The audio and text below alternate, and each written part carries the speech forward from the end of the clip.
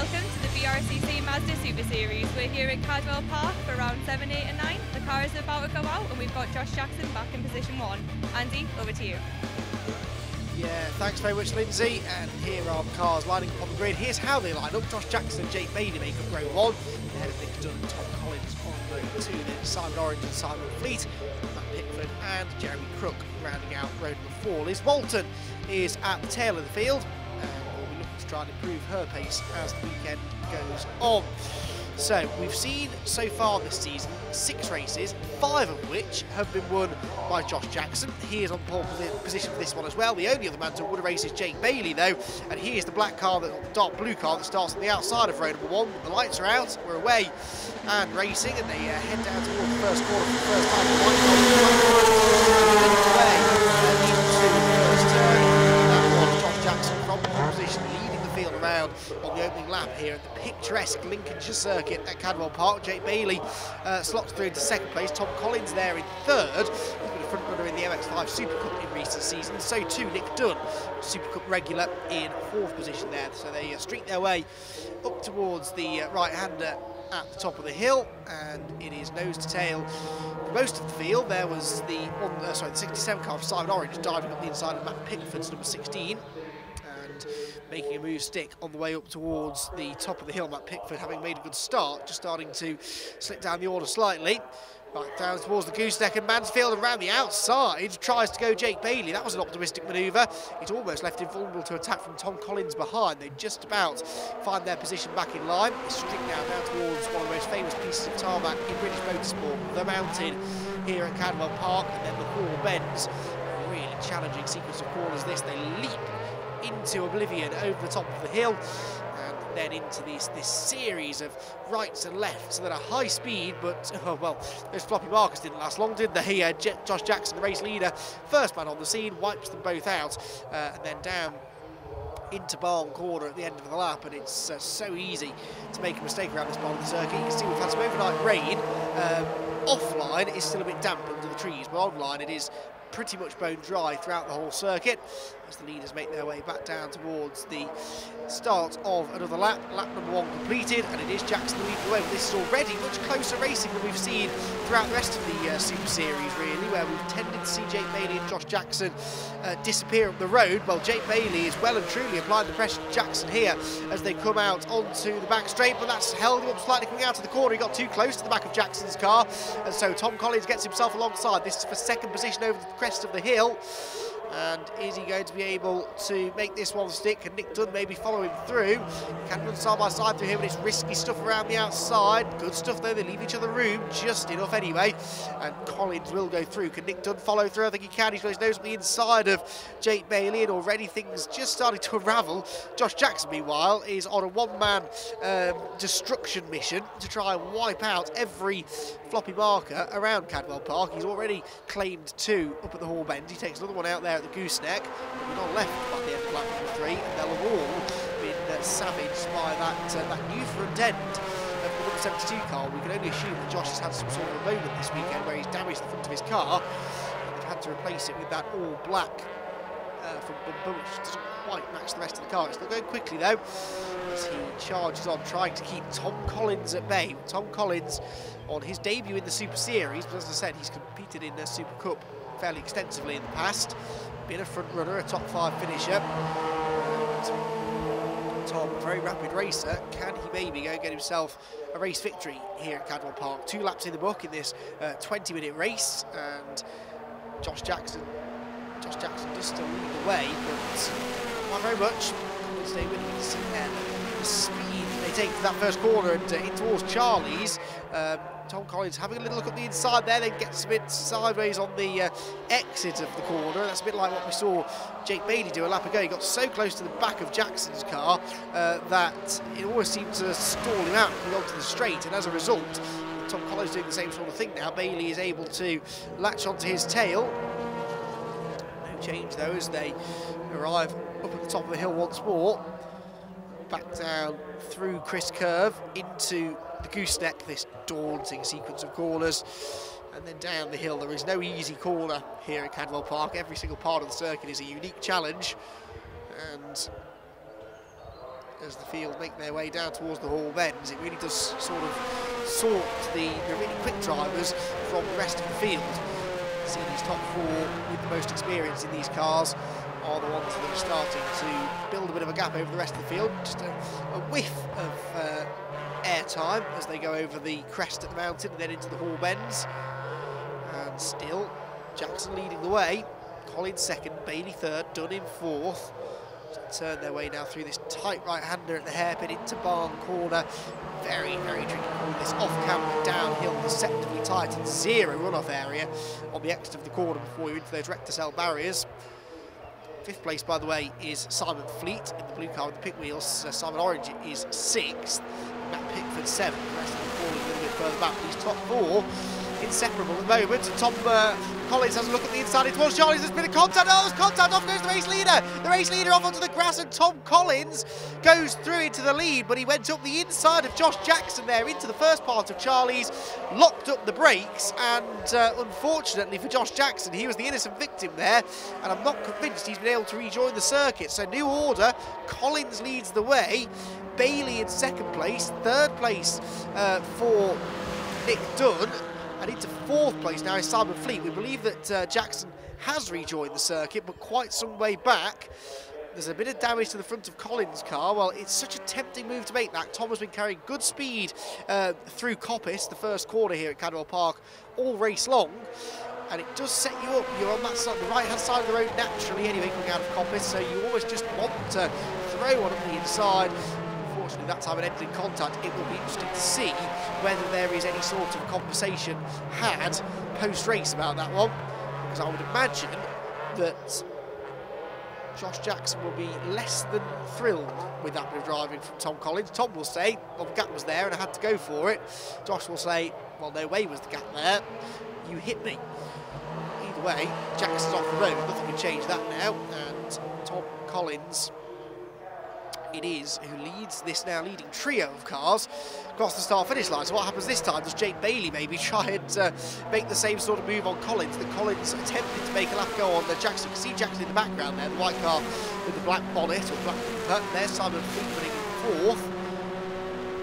And fifth position for Simon Orange, but that was a dramatic start to the race. Those first few laps, very close racing indeed. I don't think we're done with close racing yet either. The top three are still nose to tail as they go up the Park Straight. Laughingly called Park Straight because it's anything but straight. It's got a big kink in the middle of it. It's steeply uphill. You can't really see Park Corner until you're on top of the braking zone. At that point, it's often too late to get the car stopped. It is really one of the most challenging demands in motor racing in the UK is Cadwell Park. That's why we all love it so much. Plunging downhill into Mansfield, there is the blue pit car of Simon Fleet, and he doesn't quite seem to have the pace of the leaders, but then if they start really squabbling with each other, there's every chance that they could get in there. Start to challenge. Back over the mountain they go into the Hall Bends. There's Fleet in fourth, Orange you can see in the background in fifth, but the top three couldn't be much closer. Watch with interest as well to see what Josh Jackson's pace is like, whether he can make any sort of ground from down towards the tail end of the field. I think he rounded out in about 7th or 8th place after that spin, or that grassy move, very small, I'm not too sure. Fleet though, going on his way. Remember, we don't score championship points in the MX-5 Super Series, it is just a series of races, so as far as Jackson's concerned, as long as the car's not too badly damaged and live to fight another day, it's no big deal, but still not too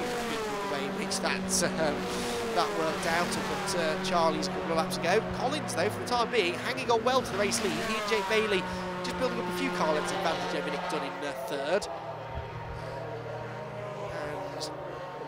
And Nick will try and use the slipstream up that hill because it's uphill. The slipstream is all the more effective.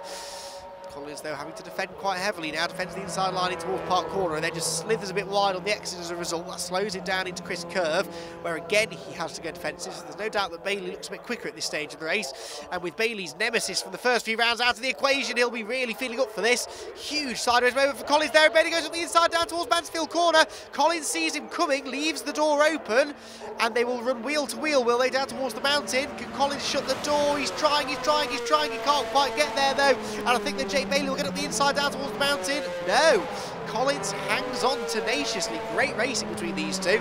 This has been by far the closest race we've seen all season. Bailey's coming back in now, 2 wheels on the grass coming over the mountain. That was remarkable stuff, and still Collins hangs on. And now Nick Dunn takes to the grass as well. Oh, Nick Dunn, can he save it? He's onto the grass the other side of the track now. Hops, skips and jumps his way back onto the road, but loses out there big time. That wasn't really his fault. He had nowhere to go. The two in front of him were going so slowly over the top of the mountain as a result of their being side by side. And really, Nick had to go somewhere with all of that speed, but ran out of track pretty quickly. So still the same order then. Collins, Bailey, Dunn and Fleet the top four. 5th is Orange and 6th place now for Josh Jackson. So Josh Jackson has found a way past Matt Pitford. His next target will be Simon Orange. With still about half the race to go, don't count out Josh Jackson for potentially still being on for certainly a top 5, maybe even a podium finish. He could yet get back up there.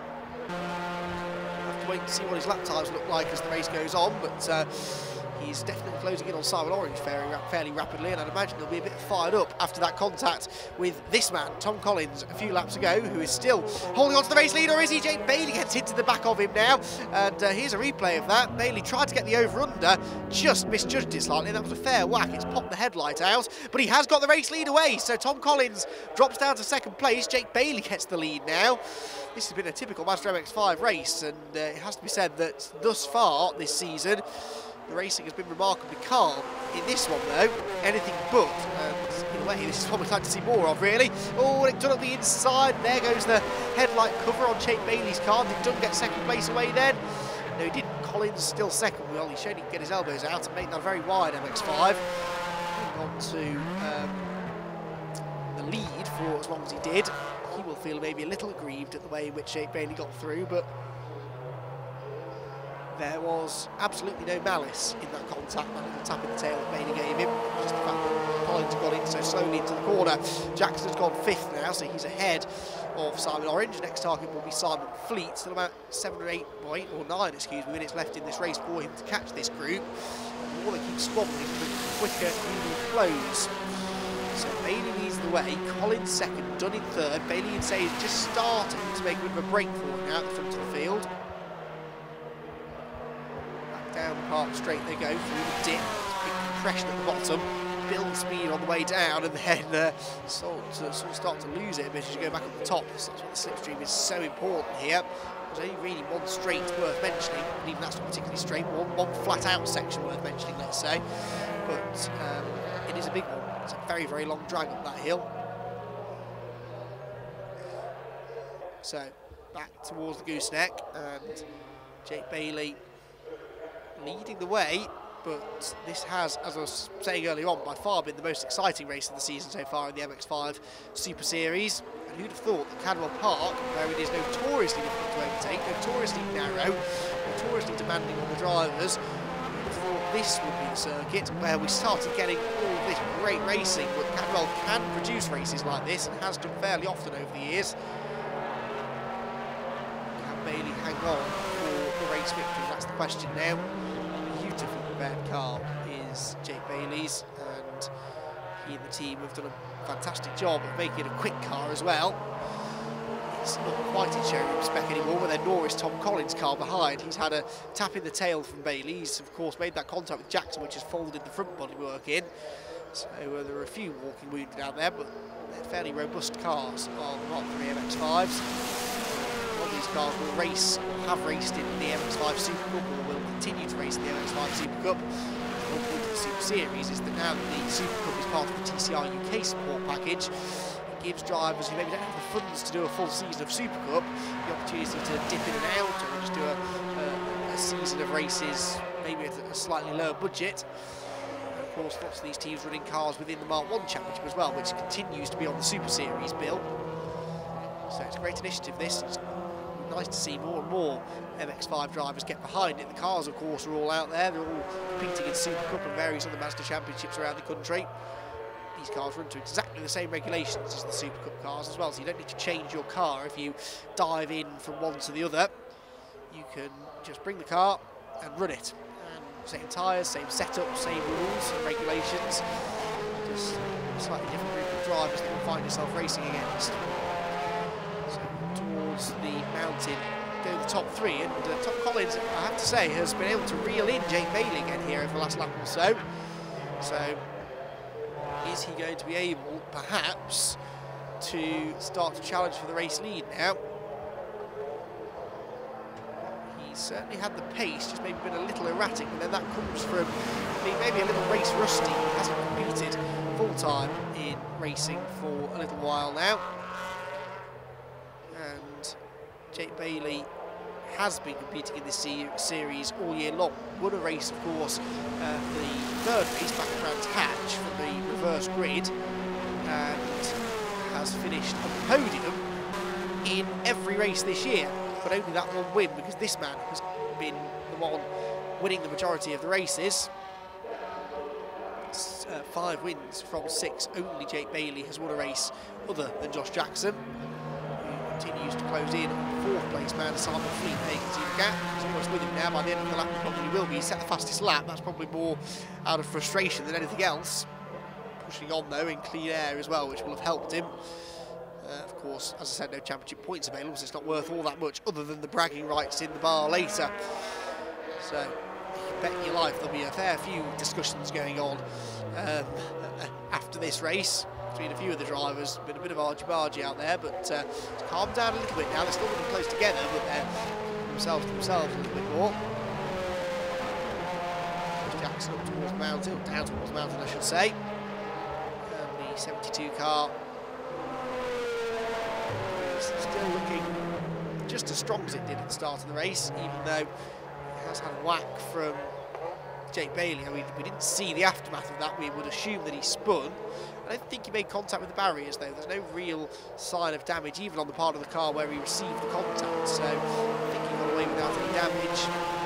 Just lost a lot of time, of course. But they start the second race the way in which they finished first, so wherever he finishes this one, he'll be able to then work from there at the start of race number 2. So if he finish 5th, he'll start 5th. If he finishes 4th, he'll start 4th, and that would be altogether more favourable grid position. Every position counts here in Cadwell Park. It isn't that easy to overtake. We've seen a few of them giving it a go, and the fact that quite often it's resulted in a bit of contact proves how difficult it is to make a clean move. So Jackson will be thinking about that. He'll be thinking about his starting position for the next race. The leaders are still crawling all over each other, look, with Bailey still leading the way. But here for 4th place, oh, Jackson. Well, he thought he was up the inside initially, then Simon Fleet was later on the brakes than he was. In fact, Simon was too late on the brakes, ran out a bit wide, and so Jackson, you would have thought, will get up the inside, but this is always risky stuff, side by side into the gooseneck. No, he's gone through. So Jackson moves into 4th. He's only got a couple of minutes left, though, to try and chase down these 3 leaders, Jake Bailey, Tom Collins and Nick Dunn. Still in the same order, but they are well and truly as one now. Just put a lap on Liz Walton, who is the first driver to go 1 lap down in this race. More than likely be the only one as well, because the rest of the field all running very, very competitively indeed. Over the hill, down in towards the hairpin, very originally named corner, and then barn corner. There's some dragging there underneath Jake Bailey's car, so I wonder whether that's maybe hampering a straight line performance. I don't think it's anything mechanical. I think it's just some bodywork or some of the undertrain that's come loose, but presumably that contact that he had into the back of Tom Collins' car, that possibly has damaged the front splitter or something, and it's just dragging on the ground. Collins' rear bumper, of course, is loose after that contact as well, flapping in the wind. We are now on to the final lap of the race, and has Tom got anything for Jake Bailey? He'll try getting the slipstream out of Charlie's, which he will do, I think. He's not quite as close as he has been on previous laps. You can see it's about 3 car length advantage for Bailey as he goes over the hill for the final time. That will shrink as the slipstream starts to take effect, but if anything, Collins is now falling into the clutches of Nick Dunn in 3rd position. 3 of these drivers will be reasonably happy with the podium, particularly Dunn and Collins, who have not raced in the series this season so far, so they will both be quite happy to start off their season on the podium. But Jake Bailey really wants to win some more races. Underneath the Cadwell Park Bridge they go for the final time, and really running out of overtaking opportunities now. Very close between these 3, all race long. Collins having to just mirrors there as Nick Dunn thought about going up the inside into the mountain. That will just take a bit more of the pressure away from Jake Bailey now as well as they go into the wall bend for the final time. Oh, Dunn tries the outside line. What a move that is if he makes it stick. He's got 2 wheels on the grass, and yes, he's gone through at the part of the circuit where he made that mistake earlier on and ended up all over the grass. That was one of the best moves I've seen in a long time at Cadwell Park, round the outside into the hall bends, and he made it stick.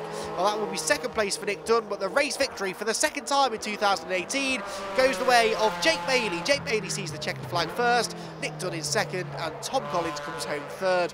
Confirmation of the result there. Fourth for Josh Jackson, fifth Simon Fleet, sixth Simon Orange, seventh for Matt Pickford. Jeremy Crook came home in eighth position. Walton, as I said, the only driver on lap. It's a long race. It always is when you're at the sharp end, and everyone's sort of on your tailpipes. But yeah, had a good race. It's a shame about Josh. It's normally me and him have been battling for the last couple of rounds.